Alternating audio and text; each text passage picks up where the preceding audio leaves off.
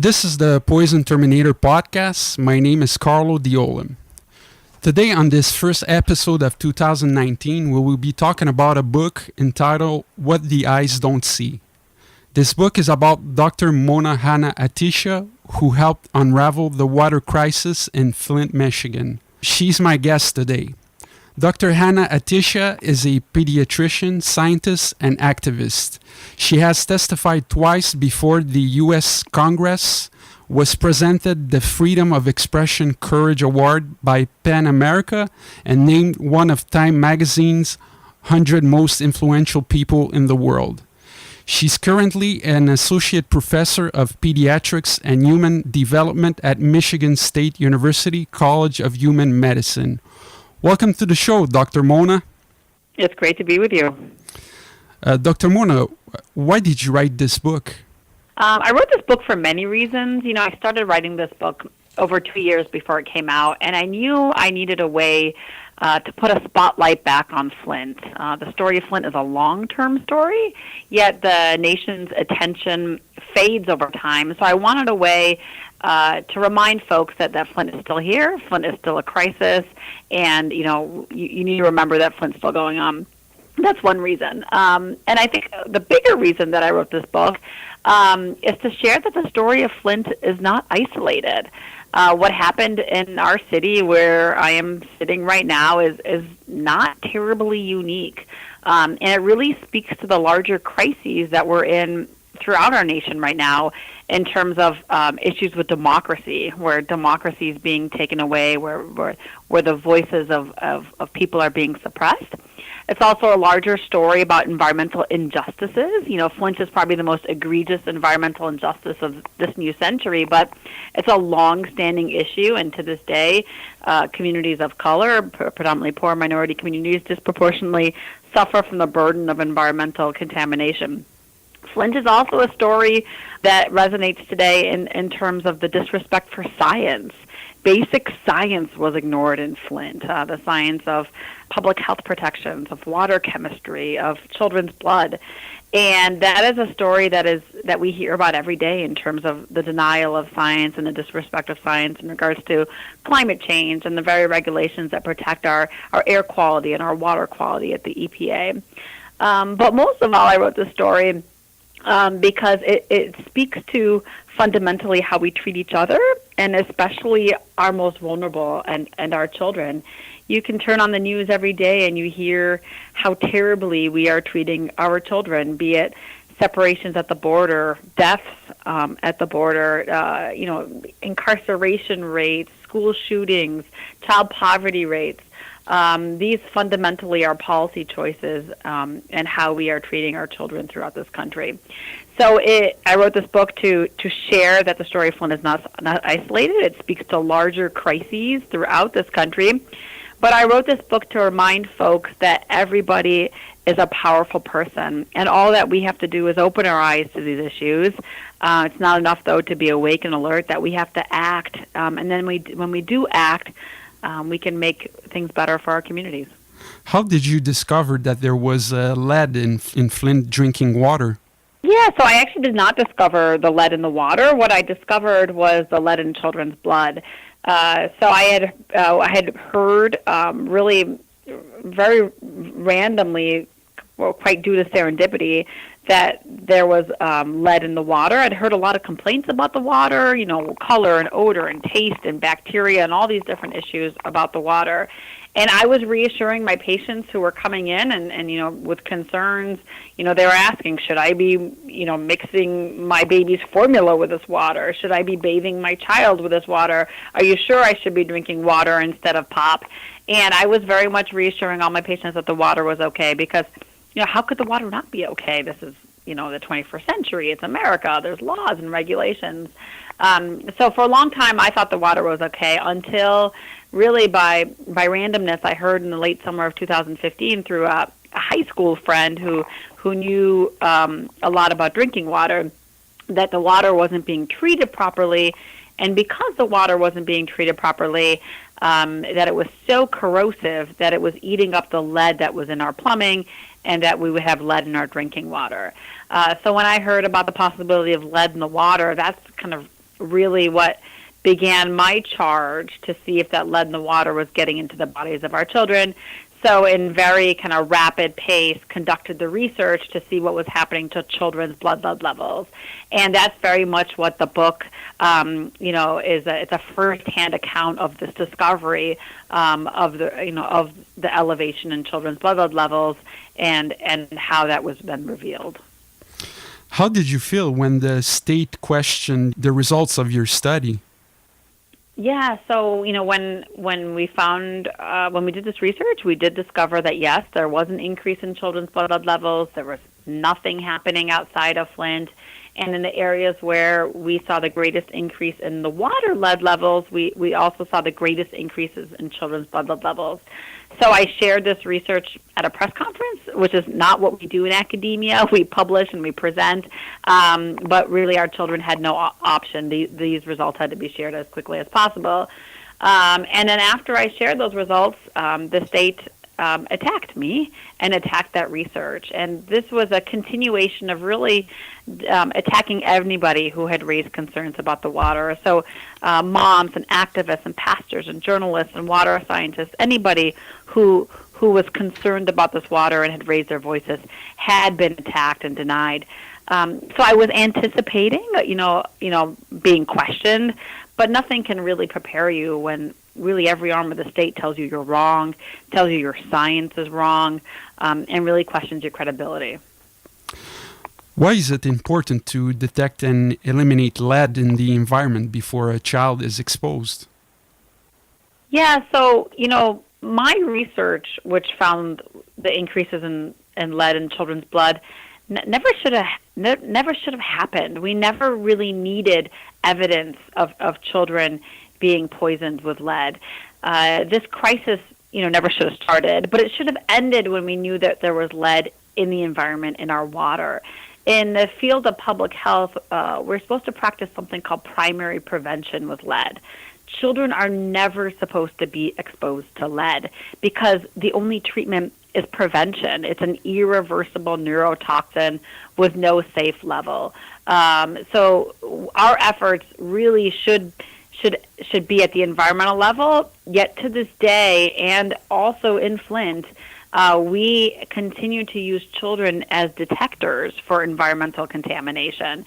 And unfortunately, it was only when we had that evidence of children being harmed that things started to change in Flint. Why did you call your book What the Eyes Don't See? What the eyes don't see. So it has many meanings.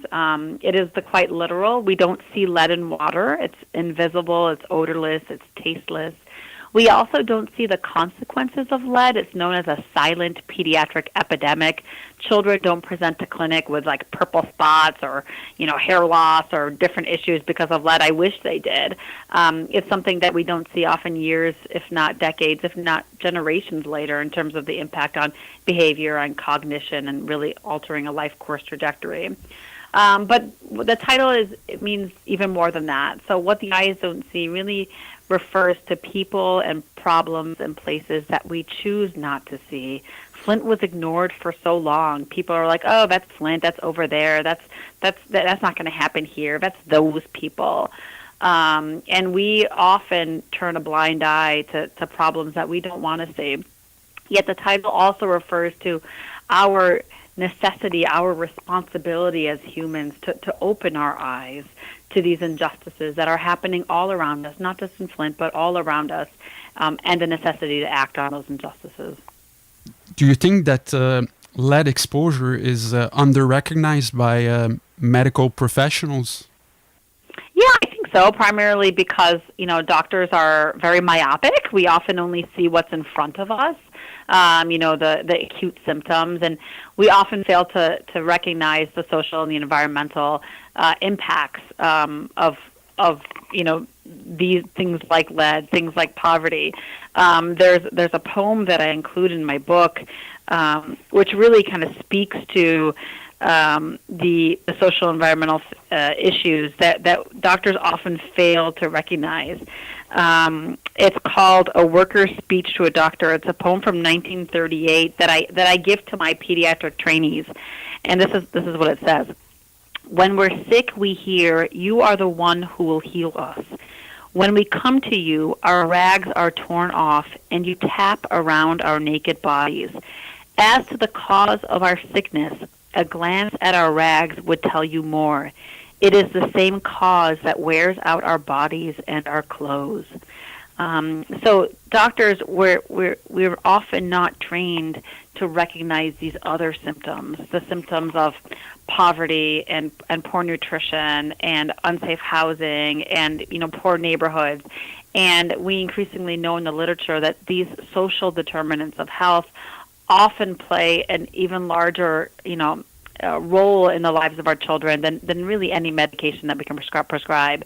And with things like lead, which is unseen, which is a silent epidemic, we really have to kind of raise our clinical acumen to not only diagnose it, but then to prevent it. And that's not often in the trained wheelhouse of physicians. What do you think could be done to improve the detection of lead exposure in children?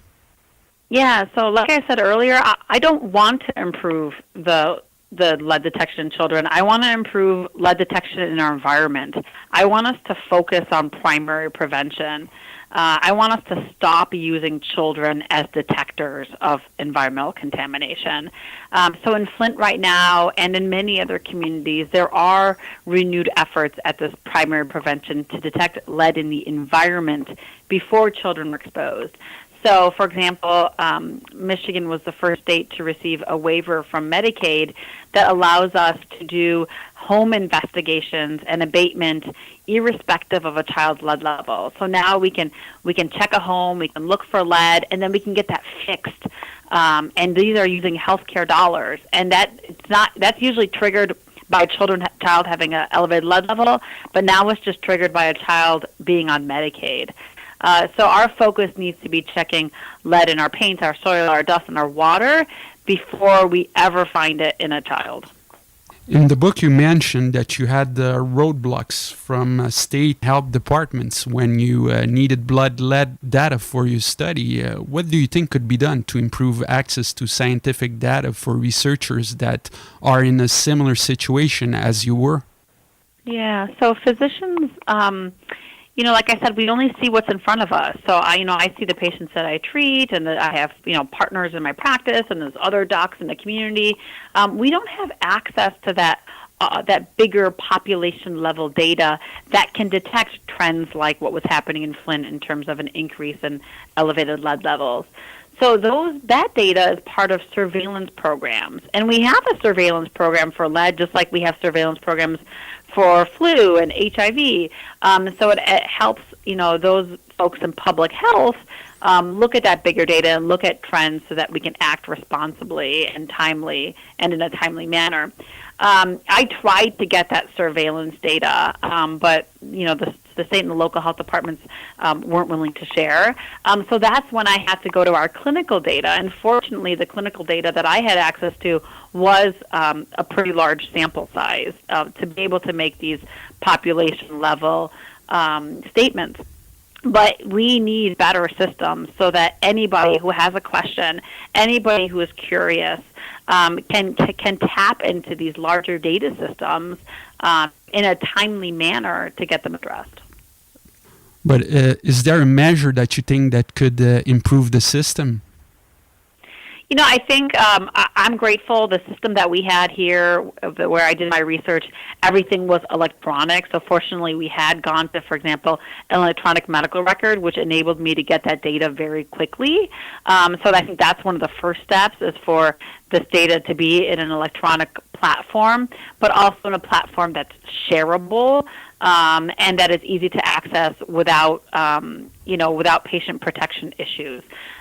So there's a need for the compatibility and the transfer of this data and the ability for any really layperson or scientist to ask those questions into some sort of system, and that to this date does not exist.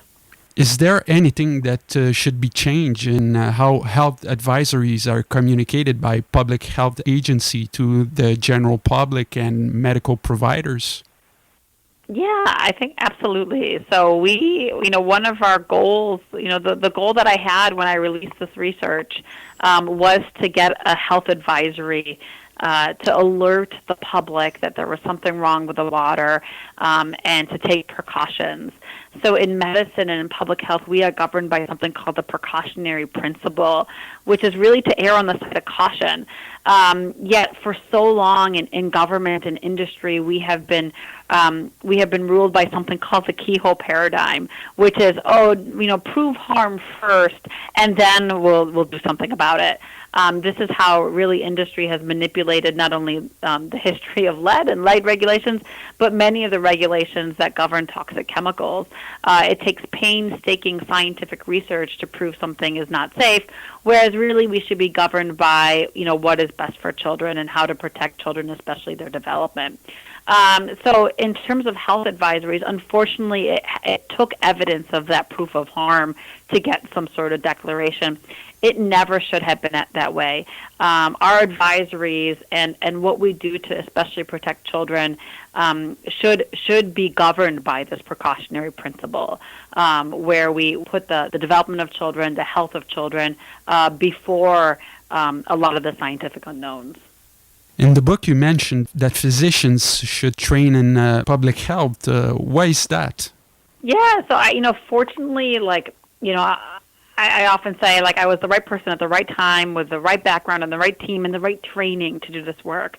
So, I had a background in environmental health. I had gotten my master's in public health and health policy. I'd had classes in epidemiology and, statistics and all these things. So I was really blessed to be in a place where I could use these skills and apply them to this current issue.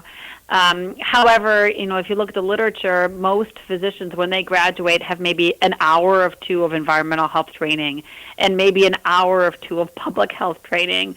And that is not enough to be able to train the next generation of doctors to uncover similar crises and to use their very credible voices in medicine to advocate for their communities. So I would love to see more MD and PHs out there, but I would love to see just even basic core classes in environmental health, public health, epidemiology, health policy incorporated into medical education. Do you think that researchers and physicians should take more of an active role in public health crisis?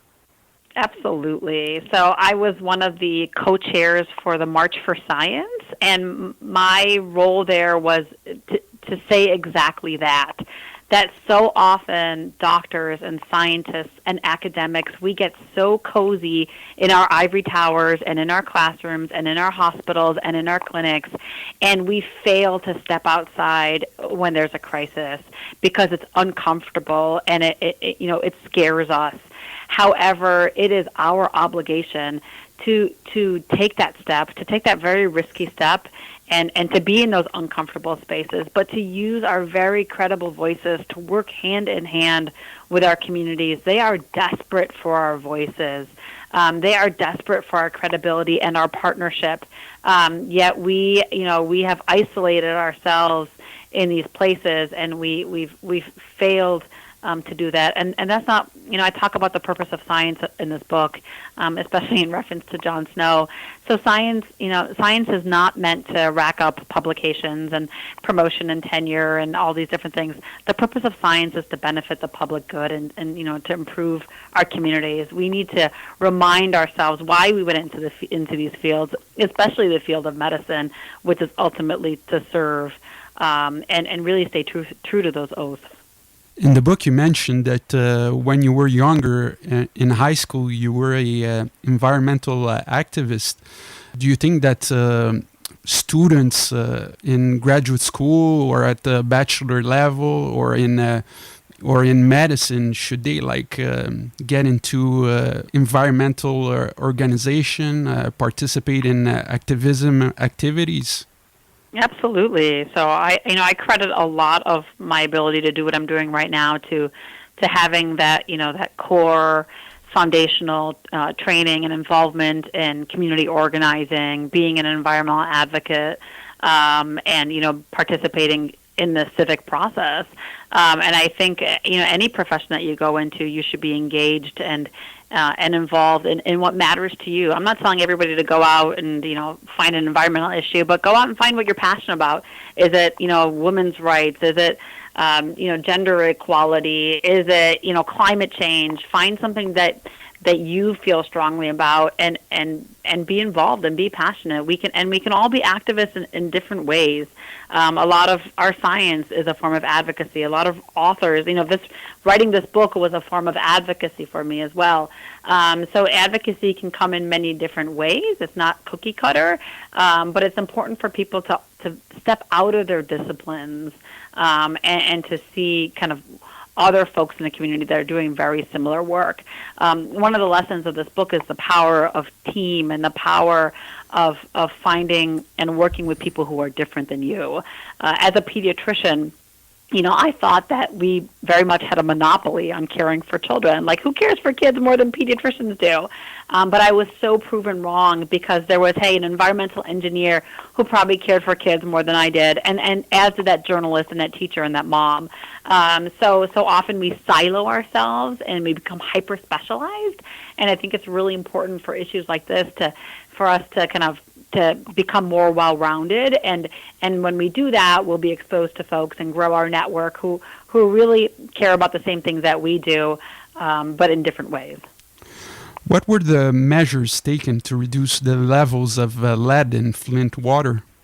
So what was done immediately after my press conference, within a few weeks, we switched back to Great Lakes treated water, which was tremendous and something that we thought was impossible. However, the 18 months that we were on the corrosive untreated water damaged our infrastructure. It really kind of ate up our lead pipes, and those pipes are being replaced. We are almost done with that massive pipe replacement project. We'll be done within this year in 2019. And when we are done, we'll only be the third city in America that's replaced their lead pipes. The two other cities are Lansing, Michigan, and Madison, Wisconsin. So until those pipes are replaced, people are still on filtered water and bottled water.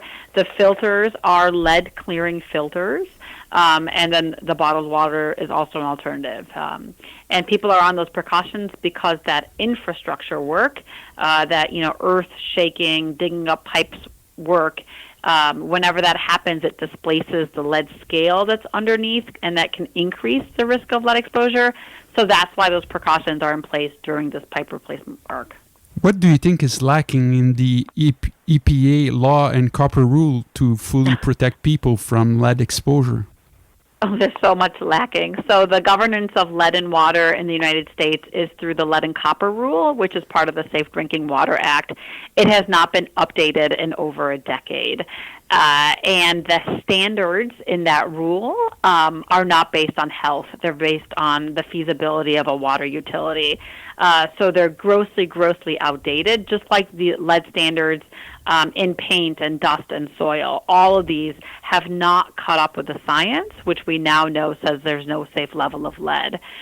So EPA has a tremendous opportunity to learn from Flint, to update these regulations so that no child will be exposed from lead in their drinking water.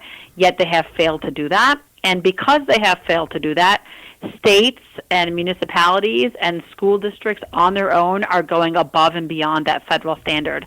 Michigan last year passed a rule or enacted a rule that exceeds the federal lead and copper rule that mandates for pipe replacement of all of our lead pipes in our state over the next 2 decades and lowers that standard. In addition, school districts, and Detroit is an example, are going above and beyond that rule. That rule says nothing about schools and daycare facilities, and they are strengthening those regulations on their own.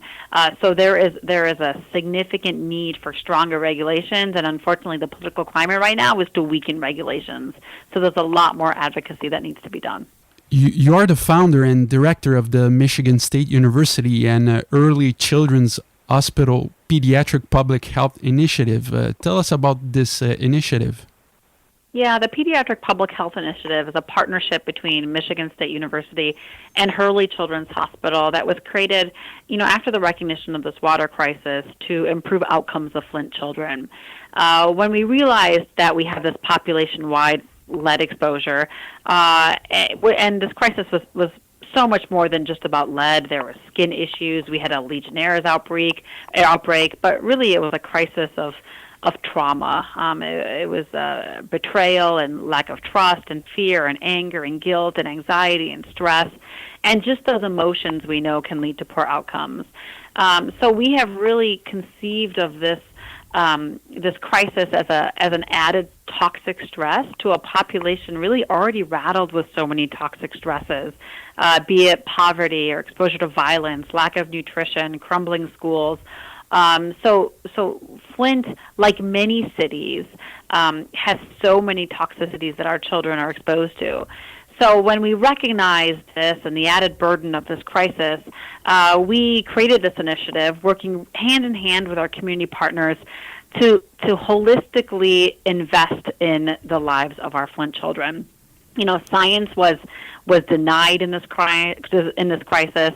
Ultimately, it was our science that spoke truth to power, and we are very much leaning on the science of child development, on brain plasticity, on resilience, to put into place the interventions to build resilience in our children.